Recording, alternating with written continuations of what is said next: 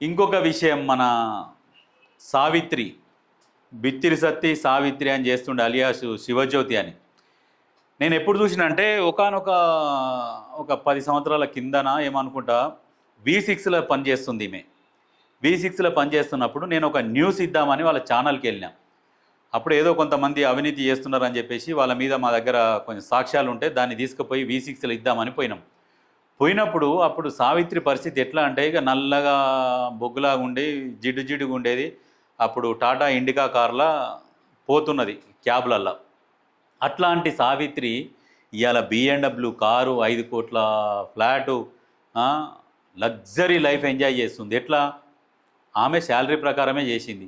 ఎంత శాలరీ ఇచ్చినా ఆమె దినచర్య, ఆమె నెలవారీ ఖర్చులు, ఆమె మెయింటెనెన్స్ అంతా పోయినా కానీ ఎంత సంపాదిస్తుంది? దగ్గర ఒక 30 కోట్ల వరకు సంపాదించింది. అంటే ఎట్లా? ఈ బెట్టింగ్ యాప్లను ప్రమోషన్ చేసి సంపాదించింది. ఆ మధ్యన నన్ను ఇన్స్టాగ్రామ్లో బ్లాక్ చేసి పడేసుకుంది.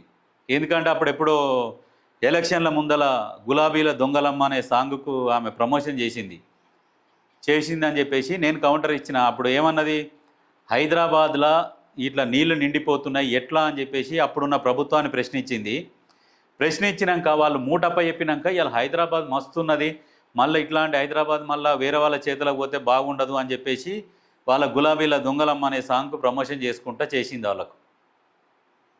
సావిత్రి కొంచెమన్నా ఉండాలి.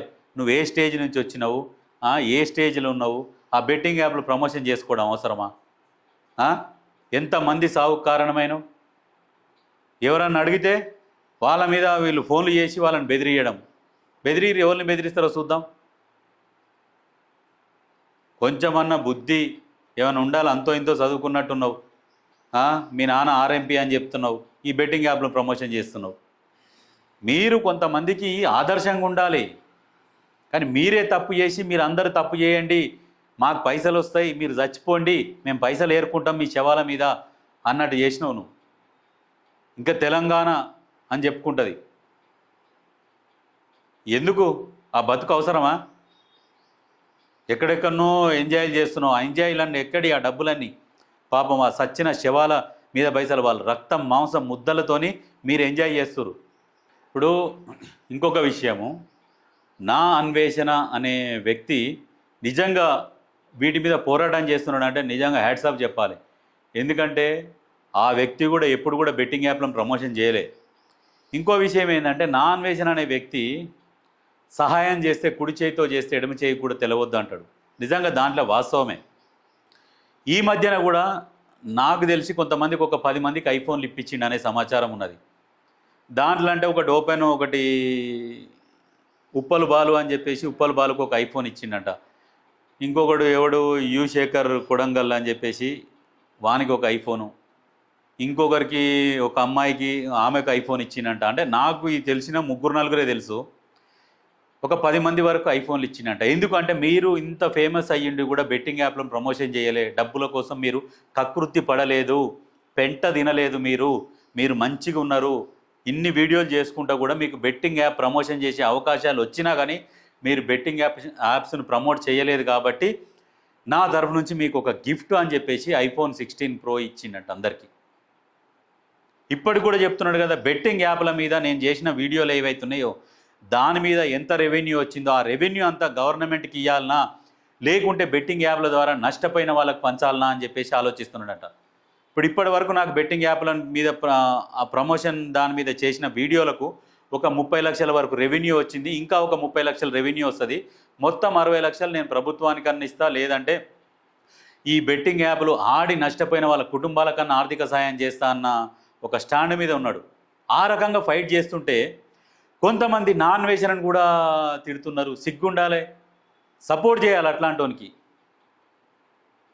ఫైట్ చేస్తున్నాడు, సహకరించాలి. సహకరించేది పోయి నువ్వు బూతులు మాట్లాడుతున్నావు, నువ్వు వాళ్ళని అంటున్నావు వీళ్ళని అంటున్నావు అంటే, ఇప్పుడు వాడు ఏదన్నా స్వాతంత్ర సమరయోధుడా? బూతులు తిట్టకుంటే ఏమంటారు? నేను కడుపు గాలి బూతులు వస్తాయి, ఎవరికైనా వస్తాయి. ఇప్పుడు ఎగ్జాంపుల్, మీ ఇంట్లో ఎవడన్నా చచ్చిపోతే మీకు ఆ బాధ నొప్పి తెలుస్తుంది. అప్పుడు నువ్వు మామూలు బూతులు తిట్టవు, ఇంకా ఘోరమైన బూతులు వాడతావు. నీ ఇంట్లో ఎవడన్నా చస్తే అప్పుడు నీకు తెలుస్తుంది ఆ బాధ. నీ కొడుకులో, నీ పిల్లలో, లేకుంటే మీ అన్నదమ్ముల్లో ఈ బెట్టింగ్ యాప్లు ఆడి సస్తే అప్పుడు నీకు బూతులు అనేది అప్పుడు వస్తాయి. నాన్ వేసిన బూతులు మాట్లాడిండు, అది కరెక్ట్ కాదు అంటే మాట్లాడతాడు. ఏమైనా కడుపు కాలి మాట్లాడతారు కదా, దాంట్లో తప్పేముంది?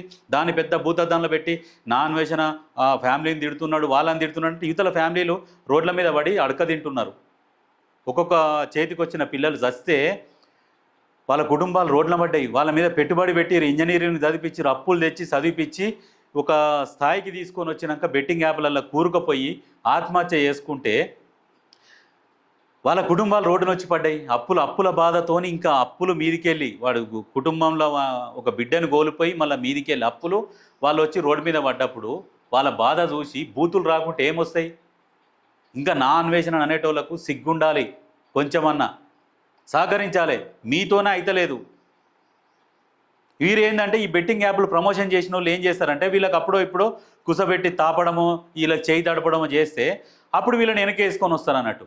మేము ఒక్కలమే చేసినామా, ఇంకా వాళ్ళు చేయలేదా, వీళ్ళు చేయలేదా అంటే వాళ్ళ పని కూడా పడతారు. 1 by 1 ఒక్కరి మీద కేసు అయినాక ఇంకా ఆటోమేటిక్ అందరి మీద అయితేనే ఉంటాయి.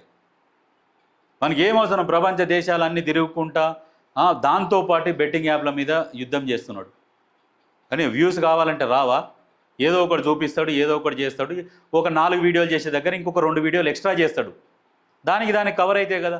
కొంతమంది అంటారు వ్యూస్ కోసం ఇదో గేము. ఏం గేము? వాడు ఇప్పుడు వచ్చిన డబ్బులు కూడా జనాలకు ఇస్తా అని చెప్తున్నాడు.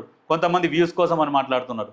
ఒక 60 లక్షలు ఇప్పుడు నేను గవర్నమెంట్ కానీ ఇచ్చేస్తా, లేకుంటే చనిపోయిన కుటుంబాల కానీ ఇస్తా అని చెప్పి మాట్లాడుతున్నాడు. ఎన్ని వస్తా అని నేను ఇచ్చేస్తా అని చెప్తున్నాడు. ఇప్పుడు మాట్లాడరు సిగ్గు లేకుండా మళ్ళీ.